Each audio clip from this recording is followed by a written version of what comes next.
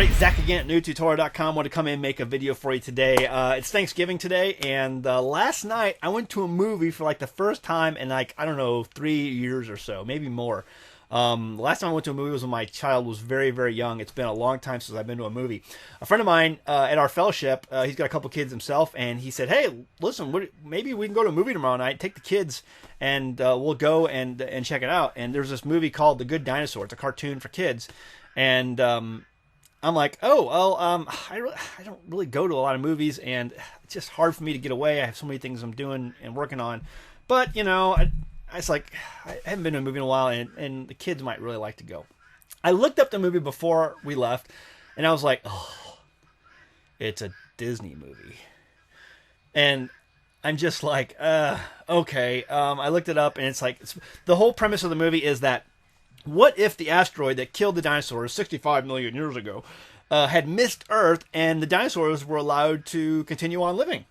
How would that look? You know, what if they continued to evolve and existed, alongside humans? How would that look? And interesting premise, and more biblical than the current model, whereas they died out 65 million years ago, and humans evolved from apes, long after that, long after the die out. So.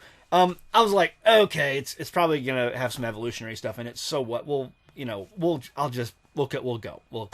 My kids are very well versed when it comes to evolutionary thought, and they know the Bible, and they know, how we got here, and that dinosaurs were created along with man, and they were probably on the ark with Noah. So they're well versed in all that. We got it down. So against my better judgment, we went to go see this movie. And my friend, God bless him, I think he was really embarrassed that we had gone, because it did have a lot of evolutionary thought in it, and mindset in the storyline of the movie. So you had basically 65 million years ago, the asteroid misses Earth. Dinosaurs continue to evolve. They evolve into talking dinosaurs, and they evolve into basically planting their own crops. They can farm. They have homesteads now. The dinosaurs have their own homesteads, and the humans are still walking around on 4 legs. And so, it was funny. It's a Disney movie, right? I get it.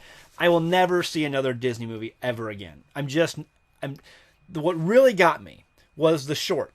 Pixar Studios, when they do a movie with Disney, they always begin their movies with a short. And if you don't know what a short is, I graduated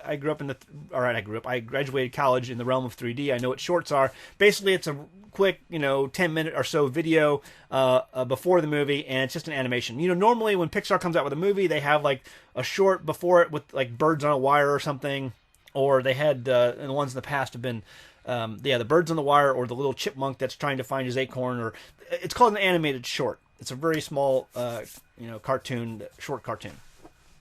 This time, this animated short that they did before the movie were three Hindu gods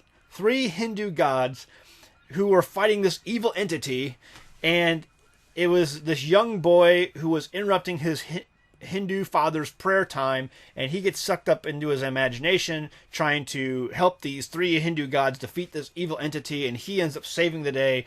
And I was like, what am I watching? I expected the movie to start and see dinosaurs, right? Instead, I see these 3 Hindu gods fighting this so-called evil entity, with this young boy being the hero of it all. And I'm just like, what in the world? My friend turns to me and is like, I had no idea this was going to be in this movie. I said, yeah, I didn't either. I would not be here, and I don't think he would either. So we were like, what is this? And during the whole thing where these 3, they started out as stone, Hindu gods. And during the middle of it, I leaned down to my oldest, and I said, what are those? And he says, those are gods. I said, what do we do with gods? He says, we break them. I said, absolutely correct. So I said, exactly. And I looked over at my youngest, and he's like, because he knows. I mean, my kids know. My kids are well versed in what is right and what is wrong. And see, that brings me back to the whole thing where I was talking about, the Steven Anderson video I did the other day, where I was talking about why we don't live in the city, is because I want my kids, and me too, because, adults can fall for this as well. When I see sin, and when my family sees sin, I want them to be so disgusted with it. I want them to recognize it immediately for what it is, and then be disgusted by it. to understand that it's wrong. But see, the problem is there will be a lot of Christians who go see that movie and they will just go, huh, yeah, that was kind of weird. Because it was definitely weird. But they'll say, yeah, that's kind of weird. And the kids probably will be eating it up because a lot of kids today are into the whole Pokemon battle things and all this Eastern, So they're probably eating it up because it's got a lot of great special effects. But it's just, what was it? It was basically Shiva and a couple of other Hindu gods going after this evil entity. And I'm just like, what in the world am I watching? I could not believe what I was seeing. But it hammered home the point that, folks, if, going back to the whole Steven Anderson thing, if you stay in these cities, if you stay in these realms where sin is abundant, you get so desensitized to what it is you're seeing that you will no longer recognize right from wrong anymore. You become lukewarm. What did our Messiah say about becoming lukewarm? I will spit you out of my mouth. You're not hot. You're not cold. You're just kind of lukewarm about me. I just want to spit you out of my mouth. You're disgusting to me. Because you see all the sin in front of you and you don't recognize it for what it is. You're not on fire for him. You're not on fire for our Messiah and his commandments and what he desires for your life and giving you life abundantly, because you're turning away from these commandments.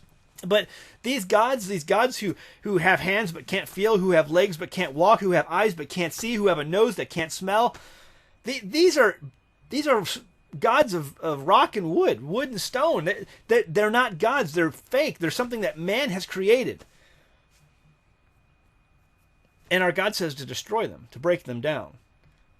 And my kids knew that. And at the same time, while this is going on, highly, not upset, I guess. I was just, why am I here watching this? But my kids are like, yeah, we break those things. Yeah, yes. I'm training my children, well. I like the fact that they knew immediately what these were and that they were wrong. These things are not real. They're sin. They're sin. So that's the goal. Move my family out of the city. If you want to live in the city, fine. Hey, whatever. If you feel God has called you to be in these, meccas of sin, great. My thing is, get out of them. Get out of the city so that when I do see sin, when my kids grow up and they see sin, they recognize it immediately for what it is and they're disgusted by it. Because our Father is disgusted by it. Our Father does not like this stuff. And so I am never seeing another Disney movie ever again. When I was in San Diego, I did the Greater Exodus teachings, and you can find the Greater Exodus videos on my website or on YouTube. It's Greater Exodus, the part 2. We're talking about children, the 144,000. And folks, Disney, man. When I was giving this talk at San Diego, a lot of the moms, I went into the whole Disney thing, and a lot of the moms started to boo me. They were joking, they were laughing, but they were booing me. But they knew I was right, and I started showing them the pictures of some of the subliminal messages that are in Disney movies, folks. If you just go out and you Google Disney Illuminati or Disney perverted, and you go on YouTube, you'll see all these videos of all of this perversion that Disney puts into its movies. Outright perversion. And it's no mistake that these things are in there. I mean, Lion King is one of the worst, but there's other ones too out there. Aladdin and some of these others. The amazing amount of perversion that's in these movies that people don't even see. And I'm just like, I don't even know why I went to this thing. I mean, I was hoping maybe, it wouldn't be that bad. But I am never going to see another Disney movie again. Ever. It's never going to happen. I don't want it in my house. Guys, Disney is out to get your children. They're out to corrupt your kids, which is one of the main reasons I hold the position that I do when it comes to the 144,000. Go see that video if you want more info on that. But folks, the world's corrupted, and if you're not careful, it's going to corrupt you right along with it. And no amount of I'm stronger than that. I can beat that. No. To be an overcomer, you turn from sin. You turn from it and you run from it. And by doing so, you're running back to God. You're running back to our Creator. And I believe He'll bless you for it. All right, we'll leave it at that. Go home, read your Bible. Thanks.